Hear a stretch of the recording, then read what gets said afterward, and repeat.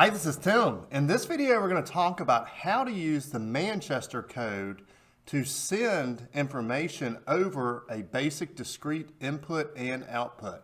This question comes from one of our Patreon supporters, Chris, who sent me this Wago Electronic Circuit Breaker, and it has 8 circuit breakers on it, and you can read information from it over a single input and a single output using the Manchester code. So what I've done is I've given it 24 volt power to these top 2 terminals, and then I have this S1 wire going to output 1. I have the S2 wire going to input 1, and I have the S3 wire going to input 2. And I think the documentation was really good on the wiring part, but where I think Wago fell down is how to use this Manchester code to send signals to and from the device. And here's the manual, and they give some information on it. Here's an example of using it, but they're not real clear about what these pulses here are. And then up here, here's kind of your cheat sheet of your numbers, but okay, first, what is a 0 and what is a 1? And that's the key really to understanding this. Well, each one of these signals that they're calling it, 0 through 17 for the short version or 0 to 89 for long version, can be cut in half. And then if we have an on pulse, the first half of it is going to be low and the second half of it is going to be high. And then for an off pulse, the first half will be high and the second half will be low. So first we need to make a repeating counter. And when I did this originally, I made it an on-off timer so that we would have an on pulse and an off pulse. But what I found is that was going to be more difficult later on if we wanted to write information back over this. So we're going to start with a new program in Studio 5000. And I'll just call this Manchester. And I'm using a 1769 L16ER BB1B. And I do have 4 modules on the side of mine right now. You don't need the 4 modules. In fact, this code will work with almost any PLC because I'm using some really basic code to do this. So first, let's create our pulse timer. So I'm going to bring down a TON timer. And then also I'm going to bring down an examine off. And I'm going to name this timer pulse. So we'll create it, and its preset is going to be 100. And in the manual they give you this range. If we go back over to it, right here it says the minimum pulse period is 70 milliseconds and the maximum is 200. So I just chose 100 milliseconds. So then for our examine off, we're going to use the same pulse timer. And we're going to look at the .dn, and we've done this many times in videos, but what this is going to do is make a repeating 100 millisecond timer. So this is going to hit 100 milliseconds, it'll be done for 1 scan, reset itself, and do it again. And then we're going to use that same pulse done to increment a counter. So we'll drag that pulse done down, and we're going to have a counter, and we're going to call this our index. And we'll create that. And we're not even worried about a preset on this because we're not going to use the done bit. And now we're going to add a rung to reset this counter. So I'm going to bring another rung down, and I'm going to go to my compare tab and bring down a greater than, and we will put our index.acc. And then just so we can play with this while it's online, let's call this our pulse length. And we'll create that. And it can be a double integer. And then when that is greater than that, we are going to use a move instruction and move a value of 0 into our index.acc. So let's go ahead and download this so we can make sure we understand what is going on here. And if you need any help downloading your program or configuring your drivers, just look down in the description. We have lessons on all of that. Okay, and right off the bat, it looks like it's doing nothing except for this timer just bouncing around. But right now, our pulse length is 0. So let's just put our pulse length up on 10, just so we can see this starting to go through. And about every second, you're going to see this thing resetting here. So every 100 milliseconds, this number is incrementing, and then after 10 instances of 100 milliseconds, it's resetting. So we have now created an index that we can use both to pulse values to this and to read the data back. So next we're going to need to send it a signal. So we're going to bring down another rung, and we're going to need to create an index that we're going to be looking at here. Actually, we're going to need an input index and an output index. So let's get our controller tags. We'll call this our input code. And this is going to be an array. So let's click the ... beside it here. And we want a dimension 0 of 200. We'll click OK to that. And then we're also going to need an output code. And it will also be a double integer with a dimension 0 of 200. All right, now we'll go back to our program. And we're going to use a compare EQU, or equal statement. And, oops, how did I drag that line should be down here. There we go. And we're going to say that if our output, actually let's just start by typing output code, and then let's use our drop down so that we see that we have bunches of these in here. Is we've got output code 0 all the way through 199. Just select 0. Now this is the important part, is we're going to take the 0 out now, and we're going to type index.acc. And what this is going to make this do is look at the array position that we're currently at in our counter index. And then if it equals a 1, then we are going to energize output 1.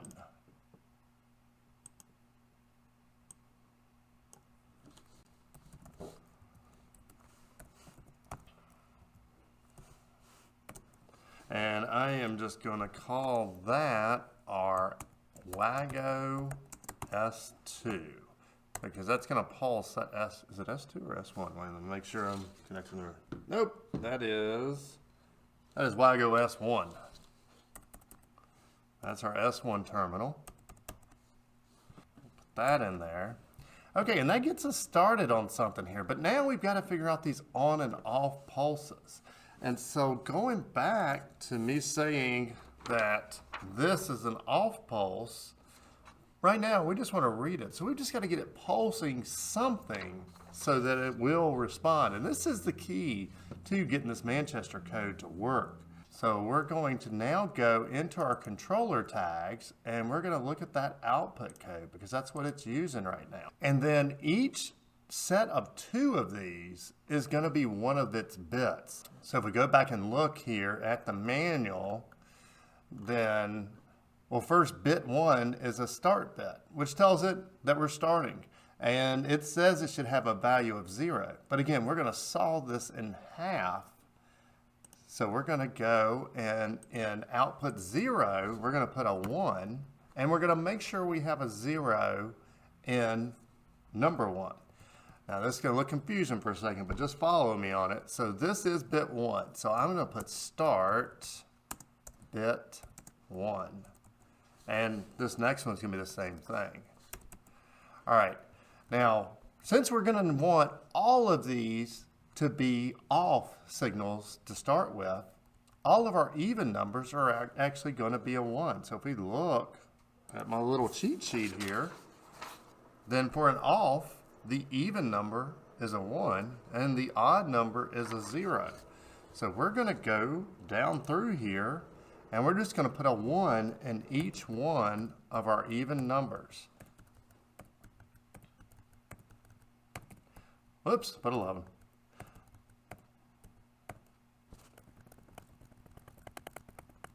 Yeah, while I'm doing this in this awkward silence, it's probably a good time to tell you that you should subscribe to our channel and make sure you like this video. We put at least one automation video a week.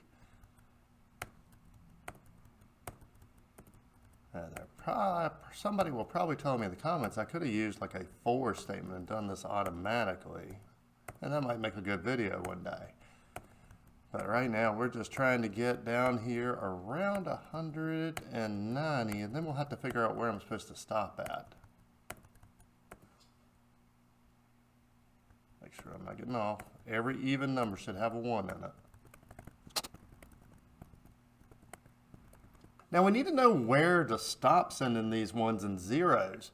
And this is where the Wago manual really fell down, because according to it, there were 90 bits that we needed to deal with, and then we start over with this 1.5 cycle pulse stop time. But I couldn't make this work.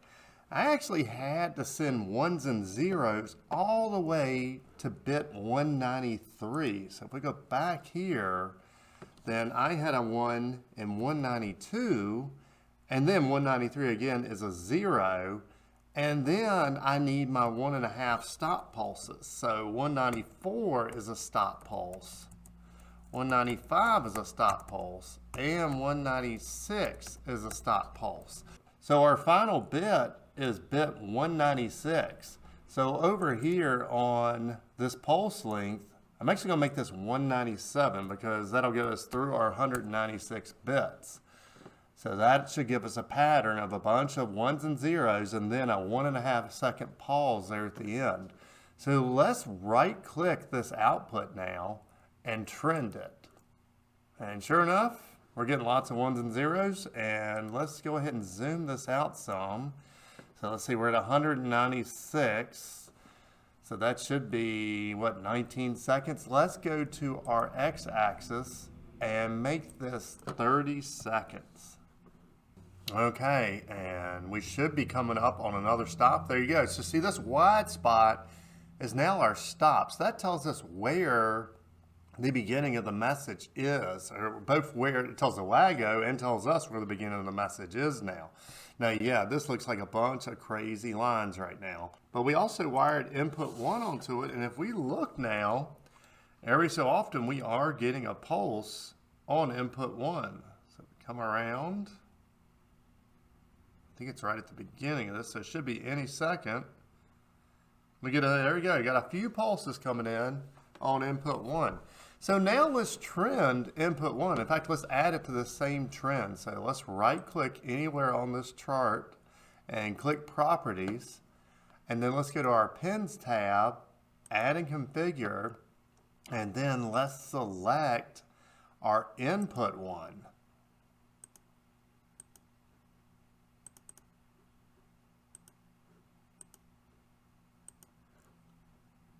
Hit the run button.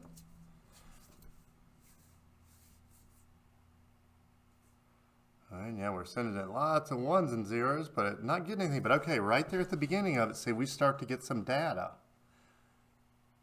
And we wait long enough for it to do it again, we'll see that we get data again.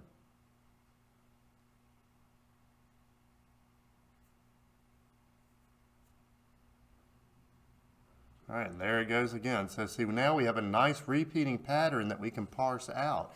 Now we could stare at this forever and maybe figure out what it's saying, but let's get this moved into something, because in our controller tags, we also created this input code array right here. So we're going to move this data into it. So let's go back over to our program and let's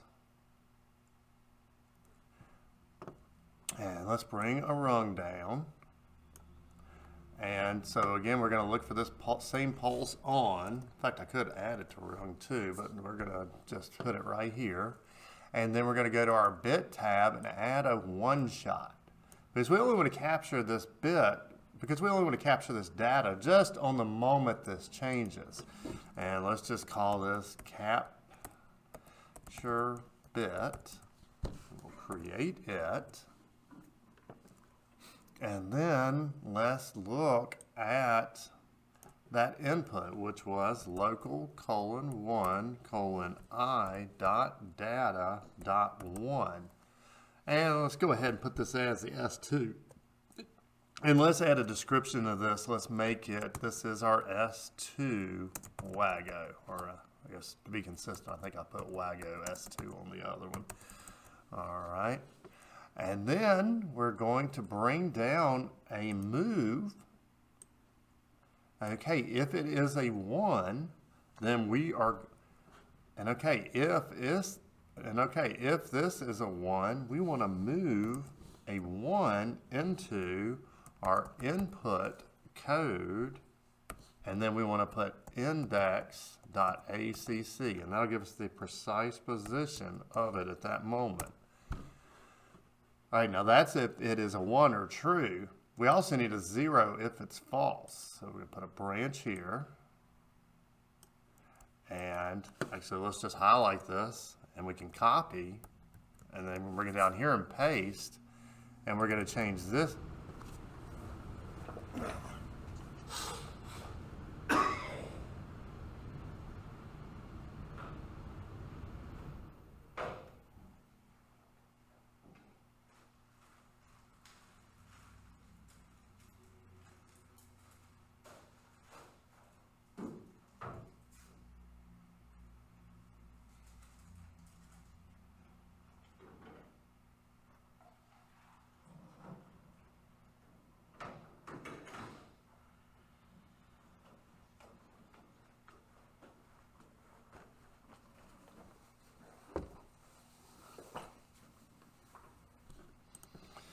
And we're going to change this to an examine off or XIO. Oops. XIO. And if it's a 0, we're going to move a 0 to it. All right, so let's put that in there.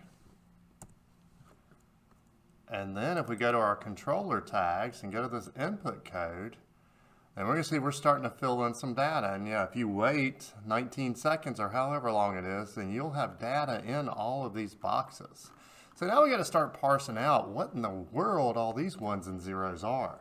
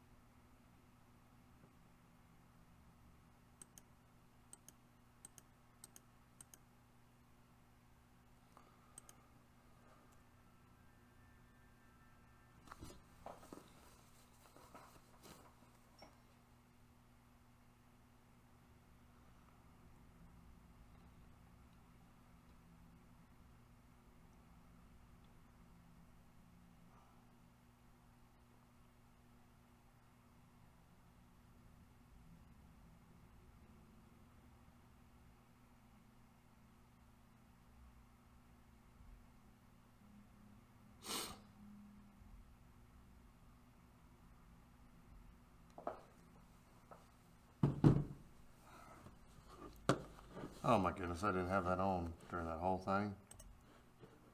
All right, so we got to go back and redo that. I think this whole thing.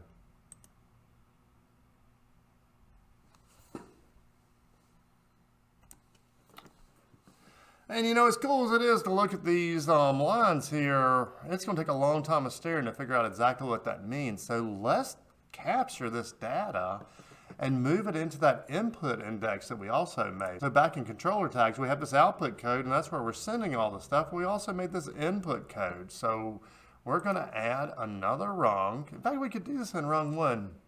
No, let's add another rung. We'll just add it right here. And we're going to use the same pulse done from our timer. And then we're going to bring down a 1-shot. And we're going to use bit capture. We'll create it. And then we're going to look to whether our input 1 is a 1 or a 0. So that's local:1:I.data.1. And let's go ahead and put a description of it. It's going to be our Wago S2.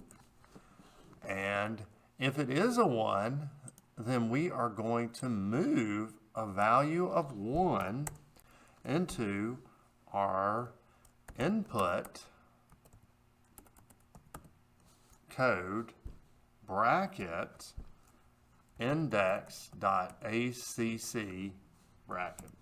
So that means it's going to move a 1 into whatever index we happen to be in the time if the input 1 is a 1. So the same deal on the other side of that, we're going to make a branch here, and we're going to copy this code, And this time though, if the input is a 0 or examine if off, then we're going to move a 0 in. So let's put that in there.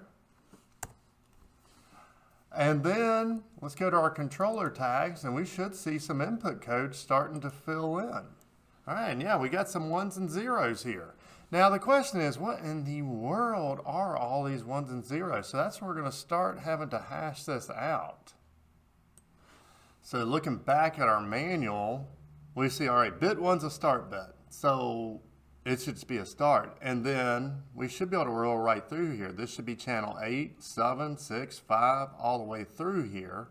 And I believe this is going to be telling us whether the particular channel is on and off. But all right, let's start sorting them out. So according to that, all right, this input 0 and input 1, that's going to be our start. Start. Then this one should be channel status, channel 8 status, so channel status for 8. Copy that, so this should be 8 also. Then this would be 7. This would be 7. This would be 6. That would be 6. That would be 5. And that would be 5. And this is 4. 4. 3. 3. 2. 2. 1. 1.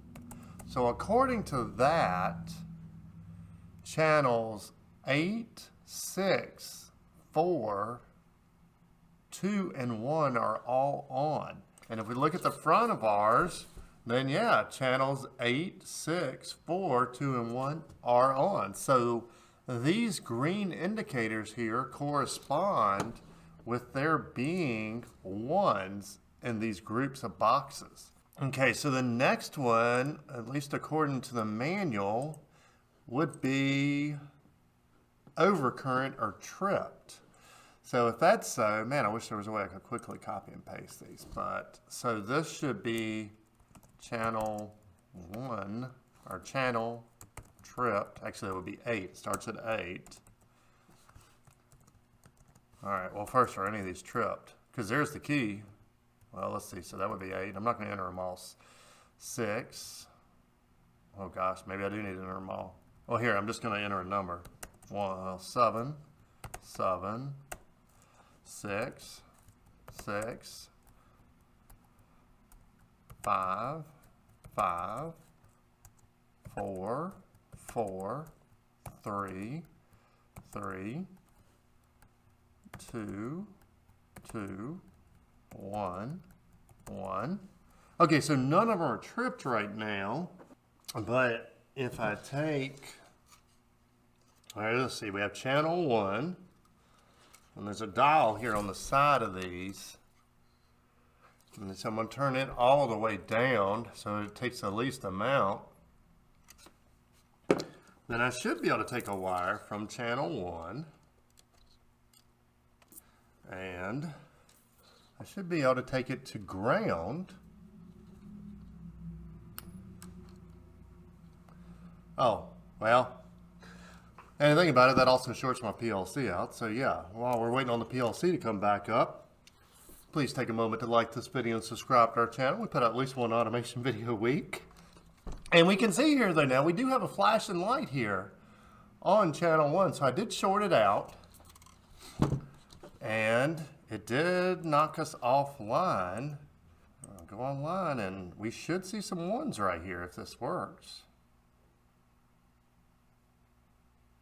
There you go. So now we have 1s on 32 and 33 showing us that they are shorted out.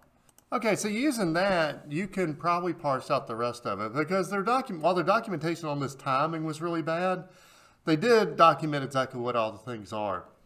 So I believe you're able to, 1, turn on and off breakers. You're also able to see if they're tripped. And I think you could monitor current. I can't remember what all you could do. But anyway, Chris, I hope this video has helped you understand how the Manchester code works and how you can use it to get information from a device over a single discrete input and a single discrete output. Now, my honest feeling, as neat as this is, I don't think it's any substitute for an Ethernet connection or something like that to it. So this is a really cool device, but I'd like to see an Ethernet port on the side of it. So again, please hit that like button and subscribe to our channel. Till next time. Hey, this is Tim. And this is Amber of TW Controls. We run the automation store. Hey, thanks for finding our channel. Here's a playlist with some similar videos. And YouTube thinks you'll like this video. Please like our video and subscribe to our channel. And if our videos have helped you make some money and you're not using our products, please consider supporting us on Patreon. Till next time. See ya!